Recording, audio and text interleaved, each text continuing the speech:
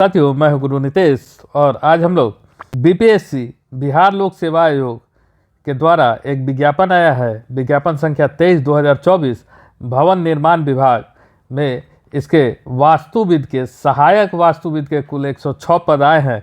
इसके विज्ञापन के बारे में विस्तृत चर्चा करेंगे। इसी पद के लिए विज्ञापन संख्या 8/2022 आया हुआ था, जिसको इस विज्ञापन के द्वारा निरस्त कर दिया गया है और अब सारे पदों के लिए फिर से फ्रेश आवेदन मांगा जा रहा है। इसमें जो पहले 8/2022 को पेमेंट किए छात्र थे, उनके बारे में भी सारी व्यवस्थाएं विस्तृत चर्चा की गई है, जो कि बीपीएससी के वेबसाइट www.bpsc.bis.nic.in पर उपलब्ध है। इस वेबसाइट पर ही जाके आप इस फॉर्म को भर सकते हैं, जिसमें पहले आपको रजिस्ट्रेशन करना है। रजिस्ट्रेशन करने के बाद आपको फॉर्म को फिल करना है और हमेशा याद रखें कि रजिस्ट्रेशन उसी मोबाइल नंबर और ईमेल आईडी से करें जो कि एक्टिवेट हो, और उसके बाद ही उस फॉर्म को भरें। तो कोटिवारी के सीट को अगर हम देखते हैं, कहता है अनारक्षित वर्ग में, है ना, कुल 26 सीटें हैं, जिसमें 9 सीटें महिलाओं के लिए आरक्षित है। आपको पता है कि 35% क्षैतिज आरक्षण दिया जाता है बीपीएससी के किसी भी एग्जाम के लिए। आर्थिक रूप से कमजोर वर्ग के लिए 11 सीटें हैं, 4 सीटें महिलाओं के लिए आरक्षित है। अनुसूचित जाति के लिए 21 सीटें हैं, 7 सीटें महिलाओं के लिए आरक्षित है। अनुसूचित जनजाति के लिए 2 सीटें हैं, इसमें महिलाओं के लिए एक भी सीट नहीं है। अत्यंत पिछड़ा वर्ग के लिए 27 सीटें हैं, जिसमें 9 महिलाएं के लिए आरक्षित है, और पिछड़ा वर्ग में 19 सीटें हैं, जिसमें 7 महिलाओं के लिए आरक्षित है। मतलब कुल 106 सीटें हैं, जिसमें 36 सीटें महिलाओं के लिए आरक्षित है। इसके अलावा बिहार में स्वतंत्रता सेनानियों को नाती पोता पोती को जो आरक्षण मिलता है ना, क्षैतिज आरक्षण, उसके लिए 2 सीटें हैं। इसके अलावा दिव्यांगजन अधिकार अधिनियम 2016 के अनुसार 4 सीटें, है ना, इसमें आपको आरक्षित की गई हैं। इसके अगर वेतनमान की बात करें तो यह लेवल 9 का है। इसमें शैक्षणिक योग्यता जो आपको चाहिए वह चाहिए कि किसी भी मान्यता प्राप्त विश्वविद्यालय अथवा संस्थान से वास्तुकला स्नातक, बैचलर इन आर्किटेक्चर एवं council of architecture new Delhi से निबंधित होना अनिवार्य है।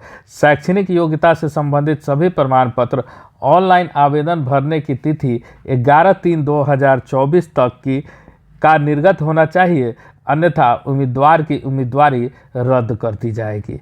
उम्र सीमा जो है वह 1/8/2023 तक न्यूनतम 21 वर्ष होना चाहिए और अनरिजर्व के लिए अधिकतम 37 वर्ष, अनारक्षित महिला के लिए, पिछड़ा वर्ग के लिए, अत्यंत पिछड़ा वर्ग पुरुष और महिला के लिए 40 वर्ष, अनुसूचित जाति, अनुसूचित जनजाति पुरुष एवं महिला के लिए 42 वर्ष। जो लोग संविदा पर इस पोस्ट पर काम कर रहे हैं इस विभाग में, तो वो लोग जितना दिन काम किए हैं उतना ही उम्र में छूट उनको दिया जाएगा, यह स्पष्ट रूप से लिखा गया है। इसके अलावा जो दिव्यांगजनों को उम्र में छूट मिलता है, या किसी भी सरकारी विभाग में काम करने वाले, केंद्र सरकार या राज्य सरकार में काम करने वाले लोगों को जो स्टैंडर्ड उम्र छूट मिलता है, वह छूट भी इसमें दिया जा रहा है। इसमें किसी तरह का कोई नई बातें नहीं है।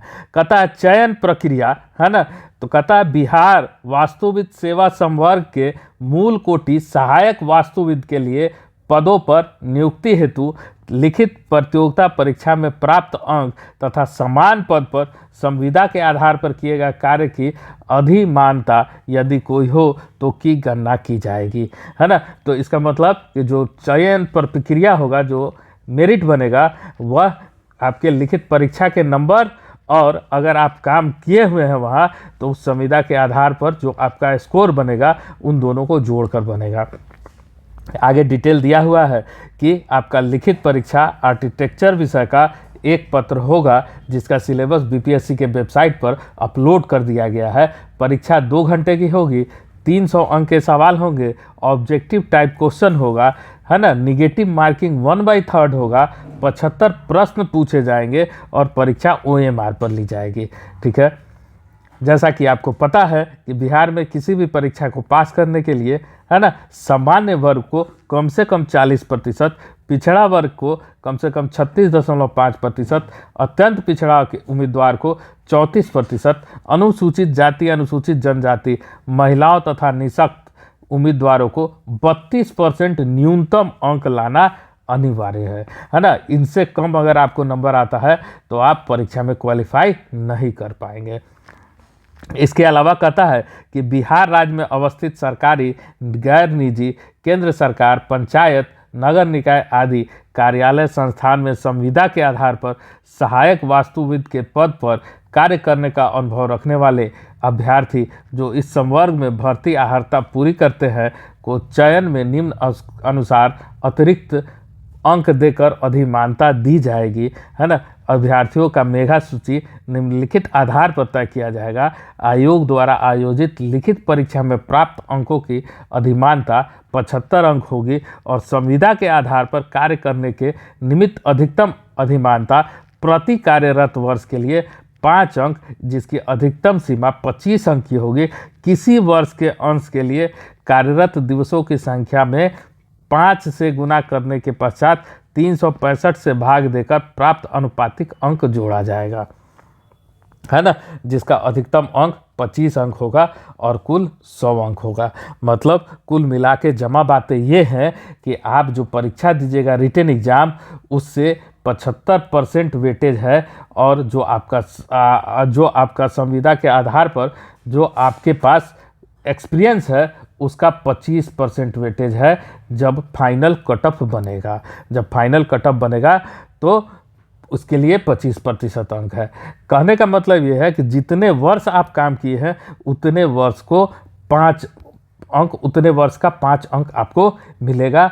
और ऐसी व्यवस्था बीपीएससी ने पहले भी एग्जामों में की है, जिसमें वह एग्रीकल्चर वाले विभाग में जो बहाली आई है बीपीएससी में, वह इसी नियम के अनुसार आई है।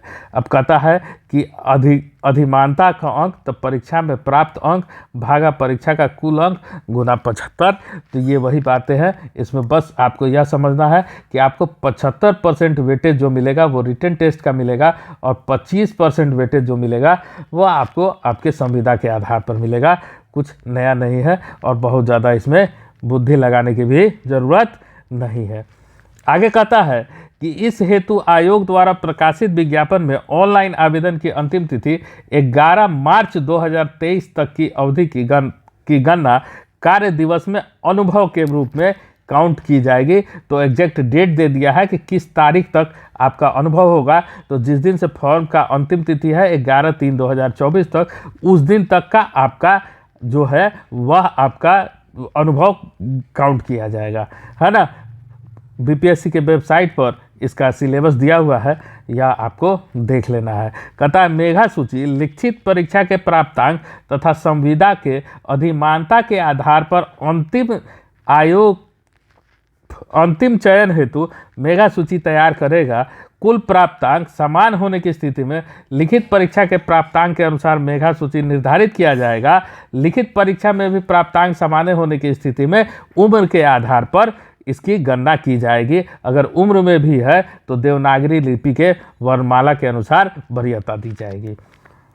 आरक्षण का लाभ, जैसा कि आपको आगे ही बता दिया गया है कि आरक्षण कितने सीटों पे है। अब बिहार में जो आरक्षण मिलता है वह बिहार में कोई भी व्यक्ति फॉर्म भर सकता है, लेकिन आरक्षण का लाभ जो है वह उन्हीं को मिलेगा जो बिहार के अस्थायी निवासी है, मूल निवासी है। अगर किसी तरह का आरक्षण बिहार में आउट ऑफ बिहार वाले को दिया जाएगा तो वह महिला और दिव्यांग के सीटों पर दिया जा सकता है और किसी भी सीट पे आपको आरक्षण का लाभ नहीं दिया जाएगा। इसके अनुसार जो भी नॉन क्रीमी लेयर है, जो एससी है, एसटी है या महिला है या ईडब्ल्यूएस है, उनके लिए है कि जो भी आरक्षण का आप लाभ लेना चाहते हैं तो आप उपयुक्त, है ना, वैसे सक्षम पदाधिकारी के द्वारा निर्गत किया हुआ 1 साल के अंदर का सर्टिफिकेट आपको अपलोड करना है। कोटि का कोड दिया गया है कि अनुसूचित जाति एससी के लिए कोड 2 है, अनुसूचित जनजाति एसटी के लिए कोड 3 है, अत्यंत पिछड़ा वर्ग के लिए ईबीसी के लिए कोड 4 है, पिछड़ा वर्ग के लिए बीसी के लिए कोड 5 है और इकोनॉमिकली वीकर सेक्शन आर्थिक रूप से कमज़ोर वर्ग के लिए EWS के लिए कोड 6 है। ठीक है, तो इसमें और कोई महत्वपूर्ण बातें है नहीं, ये सभी फॉर्म में रहता है जो कि आपको सामान्य रूप से दिया हुआ जाता है। ठीक है, इसके बाद आपको कहता है कि ऑनलाइन आवेदन भरने के क्रम में अभ्यर्थियों से कथित सूचना सिर्फ डाटाबेस संधारित करने हेतु ली जाती है। अगर उक्त सूचना से संबंधित किसी प्रकार का छूट विज्ञापन में अंकित नहीं है तो उसका दावा न तो मान्य होगा न ही उसका लाभ देय होगा। विज्ञापन में वर्णित सूचनाएं, शर्त, जानकारी, किसी भी प्रकार के छूट ही अंतिम रूप से मान्य होगा। कहता है कि अभ्यर्थियों को सक्षम पदाधिकारी से निर्गत किया हुआ क्या क्या प्रमाण पत्र देना है, तो मैट्रिक का प्रमाण पत्र एवं अंक पत्र, जन्मतिथि के साक्ष्य के लिए स्नातक का प्रमाण पत्र, विज्ञापन की कंडिका 3 में शैक्षणिक योग्यता के अनुरूप सक्षम पदाधिकार के द्वारा निर्गत प्रमाण पत्र, स्नातक का अंक पत्र, है ना, council of architecture new Delhi से निबंधन संबंधी प्रमाण पत्र, है ना, संविदा के आधार पर किए गए कार्य की अधिमानता एवं अधिकतम उम्र सीमा में छूट के लिए बिहार सरकार या बिहार राज्य के अवस्थित सरकारी, गैर सरकारी, निजी, केंद्र सरकार, पंचायत, नगर निकाय आदि कार्यालय संस्थान में सहायक वास्तुविद के पद पर किए गए कार्य के आधार पर कार्यालय प्रधान द्वारा निर्गत अनुभव प्रमाण पत्र, संविदा के आधार पर कार्यरत अवधि का विनिश्चय हेतु संबंधित पदाधिकारियों द्वारा निर्गत वेतन भुगतान प्रमाण पत्र, पिछड़ा वर्ग, अत्यंत पिछड़ा वर्ग के उम्मीदवारों के लिए क्रीमी लेयर रहित महिला उम्मीदवार के लिए पिता के नाम एवं पता से निर्गत क्रीमी लेयर रहित प्रमाण पत्र दावा करने की स्थिति में, है ना, तो बिहार में महिलाओं का जो भी सर्टिफिकेट होता है, चाहे आप विवाहित हो या अविवाहित हो, आपको आपके पिता के नाम से ही निर्गत कराना पड़ता है।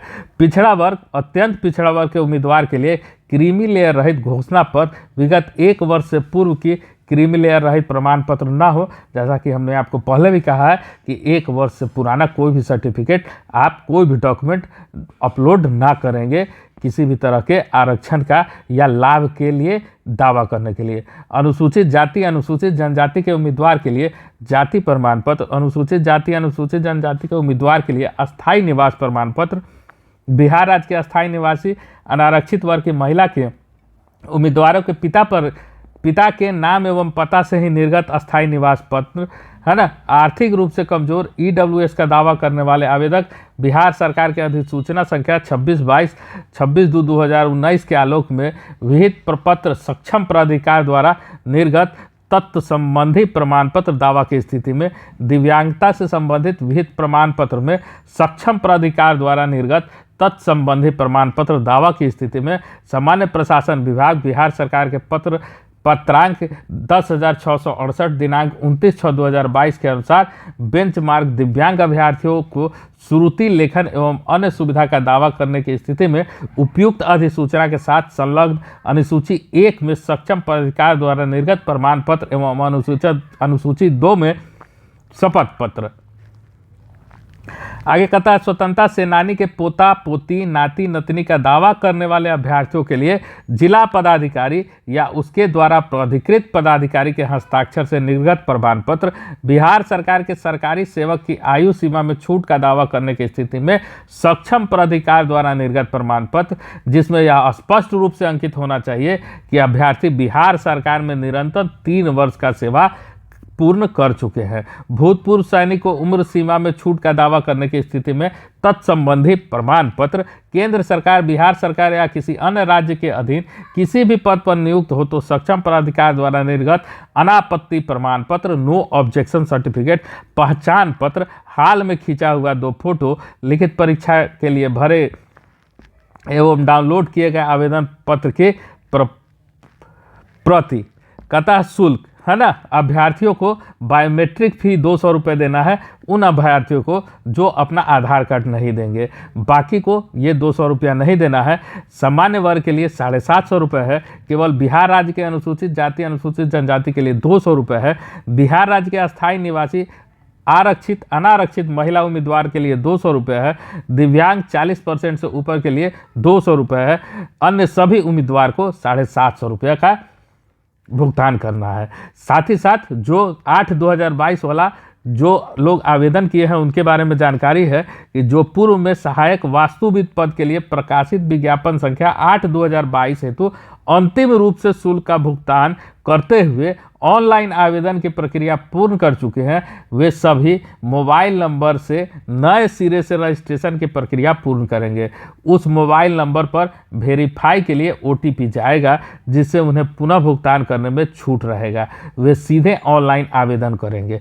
जो पूर्व में केवल रजिस्ट्रेशन किए हैं परंतु शुल्क का भुगतान नहीं किए हैं, वह नए सिरे से रजिस्ट्रेशन एवं शुल्क का भुगतान करते हुए तो ऑनलाइन आवेदन की प्रक्रिया पूर्ण करेंगे। अभ्यर्थियों को उपयुक्त परीक्षा शुल्क के अतिरिक्त विभिन्न बैंकों द्वारा निर्धारित चार्ज भी देना होगा, जिसे ऑनलाइन भुगतान के क्रम में बैंक द्वारा स्वतः बैंक चार्ज के रूप में काट लिया जाता है। वैसे अभ्यर्थी जिनके द्वारा ऑनलाइन आवेदन में पहचान पत्र के रूप में आधार संख्या अंकित किया जाता है, उन्हें बायोमेट्रिक फी के रूप में 200 रुपये के अतिरिक्त शुल्क का भुगतान नहीं करना पड़ेगा।